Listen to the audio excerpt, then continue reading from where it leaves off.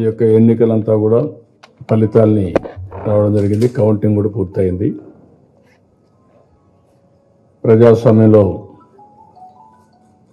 ఏదైతే ఎన్నికలైన తర్వాత ప్రజల చేతి తీర్పుని ఆమోదిస్తూ ఎవరైతే వైసీపీ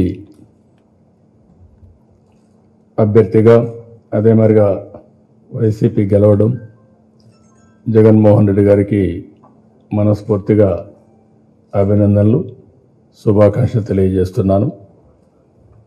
అదేవిధంగా కేంద్రంలో కూడా నరేంద్ర మోడీ గారు గెలవడం వారికి కూడా భారతీయ జనతా పార్టీకి నరేంద్ర మోడీ గారికి శుభాకాంక్షలు తెలియజేస్తున్నాను. పక్క రాష్ట్ర ఒరిస్సాలో కూడా నవీన్ పట్నాయక్ గారు గెలవడం పట్ల వారికి కూడా మనస్ఫూర్తిగా అభినందనలు, శుభాకాంక్షలు. ఎవరైతే పార్టీ కార్యకర్తలు రాత్రింబగళ్ళు పనిచేశారు, పార్టీ అభ్యర్థుల విజయానికి కృషి చేశారు, అలాంటి కార్యకర్తలందరికీ మనస్ఫూర్తిగా ధన్యవాదాలు తెలియజేస్తున్నా. అదే మరిగా పార్టీ కోసం ఎంతో అభిమానంతో ఓట్లు వేసినటువంటి ప్రజలందరికీ, పార్టీ కోసం ఎప్పటికప్పుడు ఆశీస్సులు ఇచ్చిన శ్రేయోభిలాషులందరూ కూడా మనస్ఫూర్తిగా అభినందనలు. ఈ ఎన్నికల ఫలితాలను సమీక్ష చేసుకుని ఏం జరిగాయని కూడా సమీక్ష చేసుకున్న తర్వాత తదుపరి రియాక్షన్ మీకు కానీ ప్రజలకు కానీ తెలియజేస్తాం. తద్వారా భవిష్యత్తులో పార్టీ ఏ విధంగా పనిచేయాలనే విషయాన్ని సమీక్ష చేసుకొని మళ్ళీ ముందుకు పోతాం. Thank you.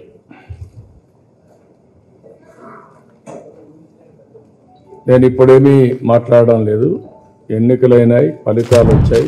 ఫలితాలను గౌరవించడం ప్రజాస్వామ్యంలో ఉండే మనందరి బాధ్యత. అందుకనే నేను ఎన్ని చెప్పి ఏమేం జరిగాయని సమీక్షలు వచ్చిన తర్వాత మాట్లాడు. ఏం జరిగిందో దేవుడికి తెలుసు. పెద్ద నేనైతే చేయగలిగింది ఏమీ లేదు. ప్రజల తీర్పు తీసుకుంటాం. కానీ మంచి చేయడానికి మాత్రం ప్రజలకు తోడుగా ఖచ్చితంగా ఉంటాం. వాయిస్ ఆఫ్ ది వాయిస్లెస్ కింద ఈ పార్టీ తాను చేయాల్సిన పని తప్పకుండా చేస్తుంది. పేదవాడికి అండగా ఉండే కార్యక్రమంలో ఎప్పుడూ కూడా పేదవాడికి తోడుగా ఉంటూ గలం వెప్పుతుంది, పేదవాడికి అండగా నిలుస్తుంది.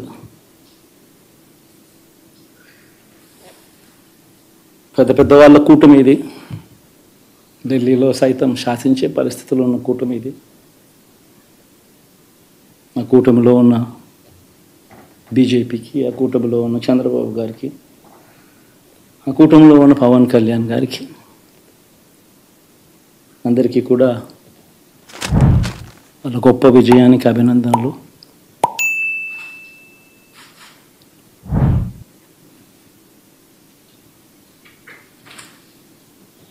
ఓడిపోయినా కూడా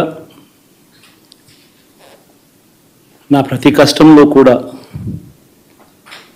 తోడుగా అండగా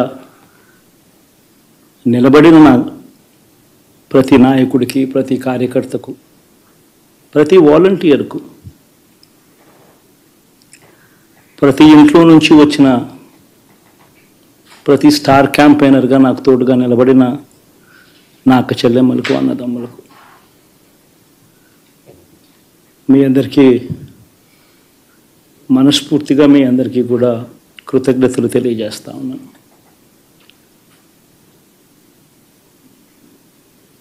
ఏం జరిగిందో తెలియదు కానీ ఏమి చేసినా, ఎంత చేసినా ఇంకా 40% ఓటు బ్యాంకు మాత్రం తగ్గించలేకపోయారు. ఖచ్చితంగా మళ్ళీ ఇక్కడి నుంచి లేస్తాం.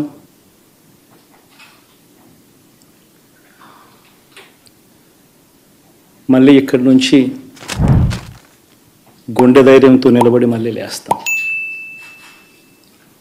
ప్రతిపక్షంలో ఉండడం కొత్త కాదు, పోరాటాలు చేయడం అంతకన్నా కొత్త కాదు. నా రాజకీయ జీవితం అంతా కూడా ప్రతిపక్షంలోనే గడిపా. ఈ 5 సంవత్సరాలు తప్ప. పోరాటాలే చేశా, రాజకీయ జీవితంలో ఎవడు చూడని కష్టాలు కూడా అనుభవించా.